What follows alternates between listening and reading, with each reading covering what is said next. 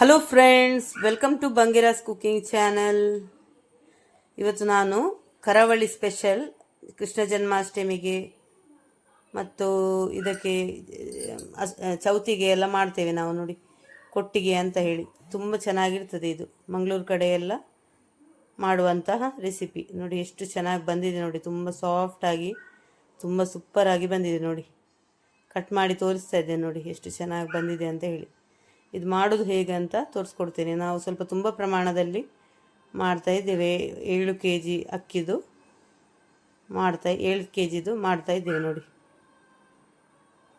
ಕೊಟ್ಟಿಗೆ ಮೂಡೆ ಎಲ್ಲ ಇದರಲ್ಲಿ ಬೇರೆ ಬೇರೆ ವಿಧಾನದಲ್ಲಿ ಮಾಡ್ತೇವೆ ನಾವು. ಅಂದರೆ ಬಾಳೆ ಎಲೆಯಲ್ಲಿ ಮತ್ತು ಇದು ಕೇದಗೆ ಎಲೆ ಮತ್ತು ಹಲಸಿನ ಎಲೆಯಲ್ಲಿ ಕೂಡ ಮಾಡ್ತೇವೆ. ಅದೆಲ್ಲ ಕಟ್ಟೋದು ಹೇಗೆ ಅಂತ ಕೂಡ ತೋರಿಸ್ಕೊಡ್ತಾ ಇದ್ದೇವೆ. ನೋಡಿ, ಇದು ಕೇದಗೆ ಎಲೆ. ನೋಡಿ, ಚಾಪೆ ಎಲ್ಲ ಮಾಡ್ತಾರೆ ಇದು ಎಲೆಯಲ್ಲಿ. ನೋಡಿ, ಈ ಎಲೆಯಲ್ಲಿ ಹೇಗೆ ಮಾಡೋದು ಅಂತ ತೋರಿಸ್ಕೊಡ್ತಾ ಇದ್ದಾರೆ. ನನ್ನ ಭಾವ ಕಟ್ತಾ ಇದ್ದಾರೆ. ನೋಡಿ ನೋಡಿ ಇದು ತೆಂಗಿನ ಗರಿದು ಕಡ್ಡಿ ಉಂಟಲ್ಲ, ಅದರಲ್ಲಿ ಕಟ್ಟುವಂಥದ್ದು. ನೋಡಿ, ತೆಂಗಿನ ಗರಿದು ಕಡ್ಡಿಯಲ್ಲಿ ಇದನ್ನು ಕಟ್ಟೋದು. ನೋಡಿ,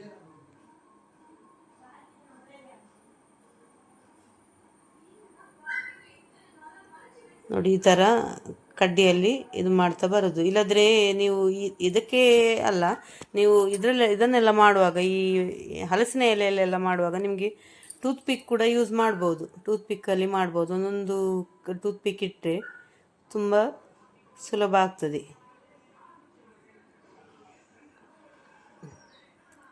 ನೋಡಿ, ಈ ಥರ ಇದು ಮಾಡ್ತಾ ಬರೋದು. ನನಗೆ ಇದು ಅಷ್ಟೊಂದು ಗೊತ್ತಿಲ್ಲ, ಭಾವನೆ ಮಾಡೋದು ಇದು. ಮತ್ತು ಹಲಸಿನ ಎಲೆಯಲ್ಲಿ ಮತ್ತು ಬಾಳೆ ಎಲೆಯಲ್ಲೆಲ್ಲ ನಾನು ಕಟ್ತೇನೆ. ಆದರೆ ಇದು ಸ್ವಲ್ಪ ನನಗೆ ಅಂದರೆ ಇದುವರೆಗೆ ಕಟ್ಟಿ ಗೊತ್ತಿಲ್ಲ. ಈ ಥರ ಕೇದಗೆ ಎಲೆದು ನನಗೆ ಕಟ್ಟಿ ಗೊತ್ತಿಲ್ಲ. ಹಾಗಾಗಿ ನನ್ನ ಭಾವ ಇದರಲ್ಲೆಲ್ಲ ತುಂಬ ಹುಷಾರು, ತುಂಬ ಚೆನ್ನಾಗಿ ಕಟ್ತಾರೆ. ಅಂದರೆ ತುಂಬ ಕಟ್ಟಿ ಎಲ್ಲ ಗೊತ್ತುಂಟು ಅವರಿಗೆ. ಹಾಗಾಗಿ ನೋಡಿ, ತುಂಬ ಸುಲಭದಲ್ಲಿ ರಪ್ಪರಪ್ಪ ಕಟ್ತಾರೆ ಅವರು. ನೋಡಿ, ರಪ್ಪರಪ್ಪ ಮಾಡ್ತಾರೆ, ತುಂಬ ಬೇಗ ಬೇಗ ಮಾಡ್ತಾರೆ. ನೋಡಿ, ಇದರಲ್ಲಿ ನೋಡಿ ಹಿಟ್ಟು ನೋಡಿ ಓಪನ್ ಆಗಿರೋದ್ರಿಂದ ಹಿಟ್ಟು ನಿಮಗೆ ತುಂಬ ಸುಲಭದಲ್ಲಿ ಹಾಕ್ಬೋದು. ನೋಡಿ, ಈ ಥರ.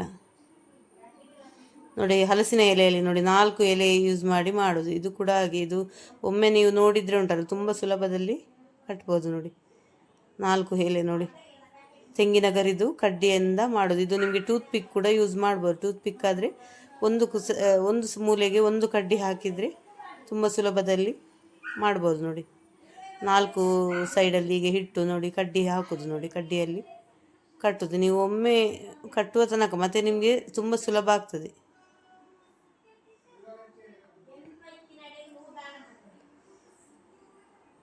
ನೋಡಿ,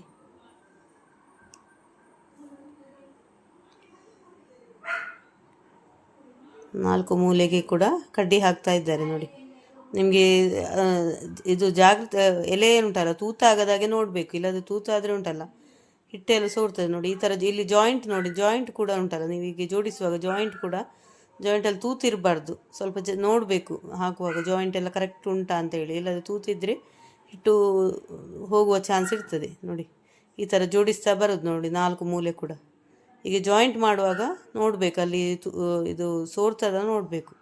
ಹಿಟ್ಟು ಸೋರದಾಗೆ ಕರೆಕ್ಟ್ ಜಾಯಿಂಟ್ ಇಡಬೇಕು. ಹಿಟ್ಟು ನೋಡಿ ಈ ಥರ ಸುರಿಯೋದು. ನಮಗೆ ಸೈಡಿಗೆ ಇದು ಇದು ಕಡ್ಡಿ ಆದರೆ 2 ಪೀಸ್ ಕಡ್ಡಿ ಬೇಕಾಗ್ತದೆ. ನೀವು ಟೂತ್ ಪಿಕ್ ಆದರೆ ಒಂದೇ ಟೂತ್ ಪಿಕ್ ಹಾಕಿದರೆ ಸಾಕಾಗ್ತದೆ, ಉದ್ದ ಇರ್ತದಲ್ಲ. ಹಾಗಾಗಿ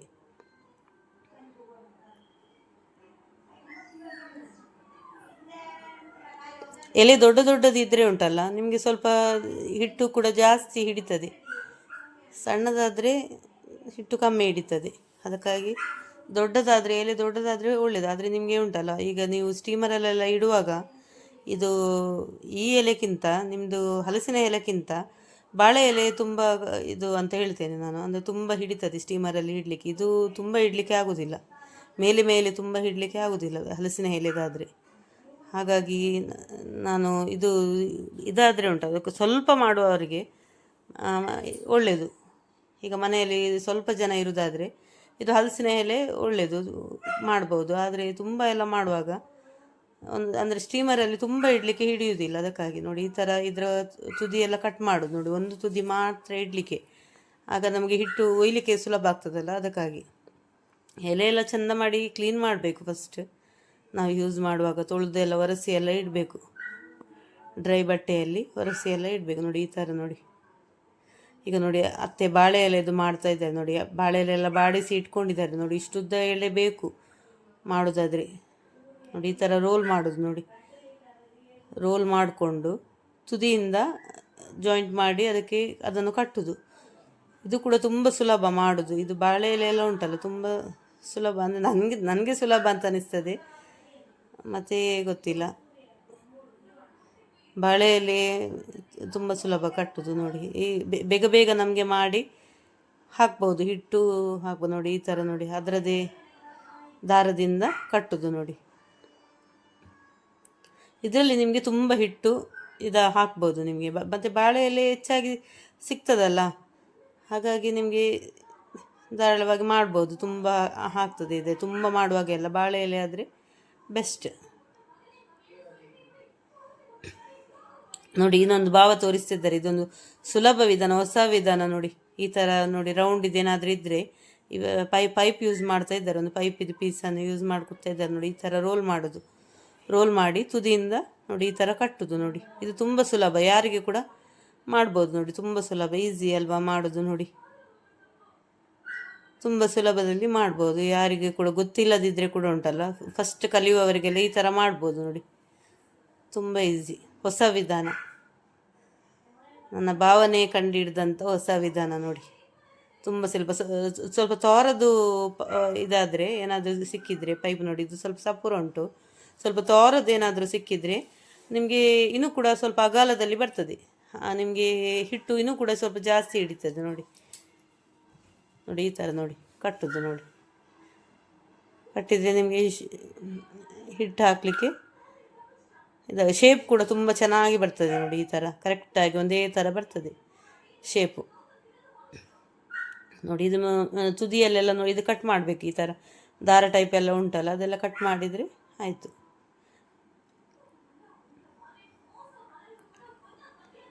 ನೋಡಿ. ಇದು ಹಲಸಿನ ಎಲೆದು ನೋಡಿ.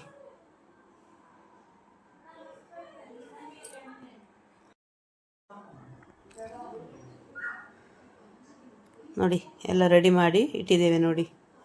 ಹಲಸಿನ ಎಲೆದು ಮತ್ತು ಇದು ಕೇದಗೆ ಎಲೆದು ನೋಡಿ ಎಲ್ಲ ಮಾಡಿ ಇಟ್ಟಿದ್ದೇವೆ ನೋಡಿ. ಎಲ್ಲ ರೆಡಿಯಾಗಿದೆ. ಇನ್ನು ಹಿಟ್ಟು ಮಾಡೋದೇ ಇರೋದು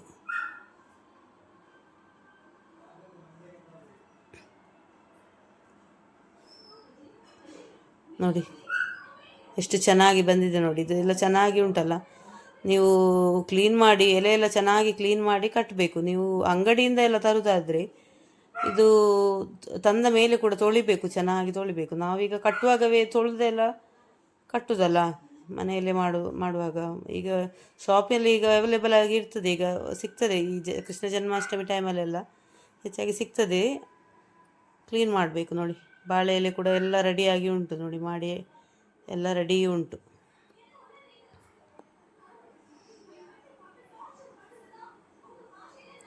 ಇನ್ನು ಇದು ಹಿಟ್ಟು ನೋಡುವ ನೋಡಿ. 1.5 kg ಇದು ಉದ್ದಿನ ಬೇಳೆಯನ್ನು ರಾತ್ರಿ ನೆನೆ ಹಾಕಿ ಇಟ್ಟಿದ್ದೇವೆ. ಬೆಳಿಗ್ಗೆ ನಾವು ಕಡ್ದು ಇಡೋದು, ಮತ್ತು ರಾತ್ರಿ ಮಾಡಲಿಕ್ಕೆ ಸಂಜೆ ಮಾಡಲಿಕ್ಕೆ ನಮಗೆ ಒಂದು 4 ಗಂಟೆ ಆಗುವಾಗ ಹಿಟ್ಟು ಬರ್ತದೆ.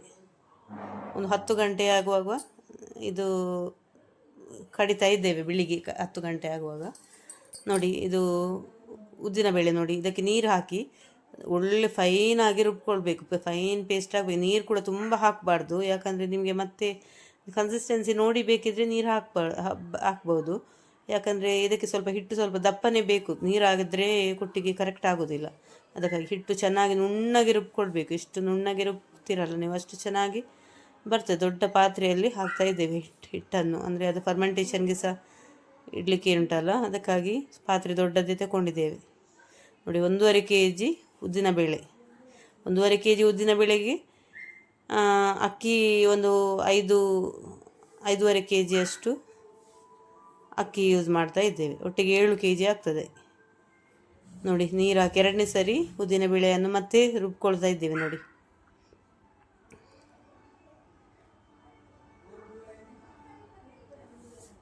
ನೋಡಿ ಈಗ ಅದು ಸ್ವಲ್ಪ ದಪ್ಪವನ್ನೇ ರುಬ್ಕೊಂಡೆ. ಮೊದಲಿದ್ದು ಸ್ವಲ್ಪ ನೀರಾಯಿತು ಹಿಟ್ಟು. ಈಗ ದಪ್ಪ ಅಂದರೆ ಹಿಟ್ಟು ಮತ್ತೆ ನೀರಾಗಬಾರ್ದಲ್ಲ, ಅದಕ್ಕಾಗಿ ಇದಕ್ಕೆ ರುಬ್ಬುವಾಗವೇ ಉಪ್ಪು ಎಲ್ಲ ಹಾಕಿದ್ದೇವೆ ನಾವು. ಉಪ್ಪು ಹಾಕಿಯೇ ರುಬ್ಕೊಂಡಿರೋದು. ಉಪ್ಪು ಎಷ್ಟು ನೋಡಿ ಹಾಕಿ ರುಬ್ಕೊಳ್ಬೇಕು. ಸಾರಿ, ಉದ್ದಿನ ಬೇಳೆಗೆ ರುಬ್ಕೊಳ್ಳುವಾಗ ನಾವು ಉಪ್ಪು ಹಾಕಲಿಲ್ಲ.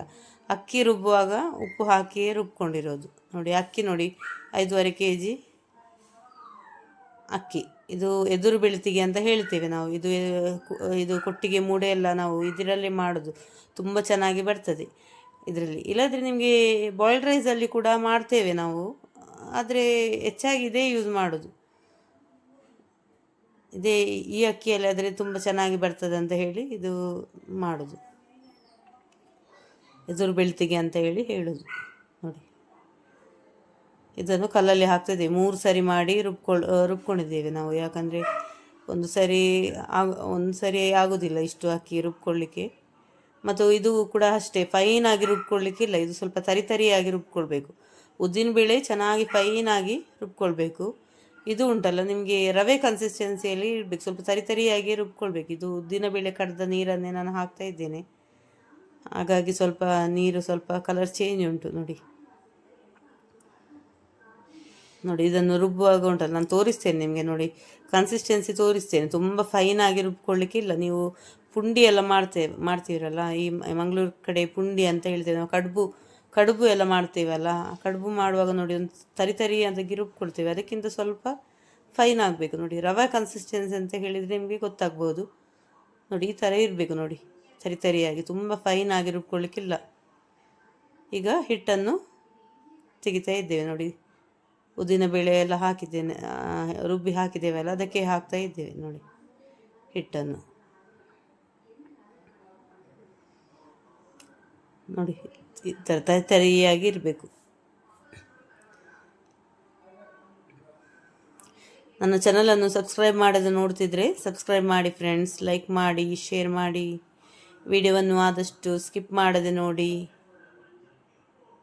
ಈಗ 2ನೇ ಬಾರಿ ಅಕ್ಕಿ ಹಾಕಿದ್ದೇವೆ. ಇದಕ್ಕೆ ಉಪ್ಪು ಉಂಟಲ್ಲ, ಕಲ್ಲಿಗೆ ಎಷ್ಟು ಬೇಕು ನೋಡಿಕೊಂಡು ಹಾಕಿದ್ದೇವೆ ನಾವು ರುಬ್ಬುವಾಗವೇ. ಈಗ ನೋಡಿ ಹಿಟ್ಟೆಲ್ಲ ಕಡ್ದಾದ ಮೇಲೆ ಇದಕ್ಕೆ ಒಂದು 2 ಸ್ಪೂನ್ನಷ್ಟು ಸಕ್ಕರೆ ಹಾಕಿದ್ದೇವೆ.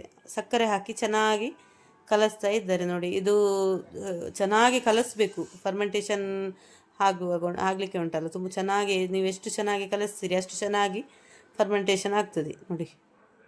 ಕೈಯಲ್ಲೇ ಚೆನ್ನಾಗಿ ಕಲಿಸ್ಬೇಕು. ಇದೊಂದು 6 ಗಂಟೆಗಳ ಕಾಲ ಫರ್ಮೆಂಟೇಷನ್ಗೆ ಇಡಬೇಕು ನೋಡಿ. ಈ ಥರ ಇದೊಂದು ಕ್ರಮ ನಮ್ಮದು ಈಚೆ ನೋಡಿ. ಬಾಳೆ ಎಲೆ ಇದರ ಮೇಲೆ ಇಟ್ಟು ದೀಪ ಹತ್ತಿಸಿ ಇಟ್ಟಿದ್ದೇವೆ. ಒಂದು ಬತ್ತಿಯಲ್ಲಿ ದೀಪ ಹತ್ತಿಸಿ ಇಟ್ಟಿದ್ದೇವೆ ನೋಡಿ. ಇದೊಂದು ಕ್ರಮ ಅಷ್ಟೇ. ನಾವು ಕೊಟ್ಟಿಗೆ ಮಾಡುವಾಗೆಲ್ಲ ಈ ಥರ ಕ್ರಮ ಮಾಡ್ತೇವೆ ಹಿಟ್ಟು ಬರಲಿಕ್ಕೆ ನೋಡಿ. ಇದನ್ನೇನು ಫರ್ಮೆಂಟೇಷನ್ಗೆ ಇಡೋದು. ಇದೊಂದು 6 ಗಂಟೆಯಲ್ಲಿ ಒಳ್ಳೆ ಫರ್ಮೆಂಟೇಷನ್ ಆಗ್ತದೆ, ಒಳ್ಳೆ ಇದಾಗ್ತದೆ. 6 ಗಂಟೆ ಸಾಕಾಗ್ತದೆ ನೋಡಿ. ಈಗ ಆಗಿದೆ ನೋಡಿ, ಫರ್ಮೆಂಟ್ ಆಗಿದೆ ನೋಡಿ. ಚೆನ್ನಾಗಿ ಹಿಟ್ಟು ಬಂದಿದೆ, ಉಗ್ಗಿ ಬಂದಿದೆ. ಇನ್ನು ನಾವು ಕೊಟ್ಟಿಗೆ ಮೂಡೆ ಎಲ್ಲ ಮಾಡುವ.